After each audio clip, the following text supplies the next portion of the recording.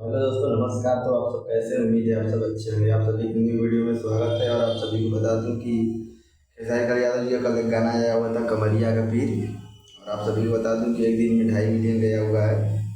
आप सभी के साथ सबूत आप सभी को दिखा रहा हूँ। आप सब देखिए, आप सभी को रियल सबूत। और आप सब जाइए सारेगामा भोजपुरी के यूट्यूब चैनल पर और गाने को ढेर सारा प्यार आशीर्वाद दीजिए। और बहुत दिन के बाद मैं वीडियो बना रहा हूँ, क्योंकि देखिए मैं अपने घर पे गया था और घर पे कोई सेट वेट नहीं था वीडियो बनाने के लिए। इसकी वजह से मेरा वीडियो नहीं आ पा रहा था। लेकिन अब आप सभी को डेली वीडियो मिलेगा देखने के लिए, तो प्लीज़ चैनल को सब्सक्राइब करके आप सब जुड़ जाइए। और खेसारी लाल यादव जी से हर रिलेटेड वीडियो आप सभी को देखने के लिए। और आप सभी को बता दूं कि मेरा चैनल अभी रिव्यू में नहीं आ रहा है, तो आप सब इतना सपोर्ट कीजिए कि चैनल ज़्यादा से ज़्यादा रिव्यू में आए। और आप सब ज़्यादा से ज़्यादा सब्सक्राइब कीजिए और शेयर कीजिए।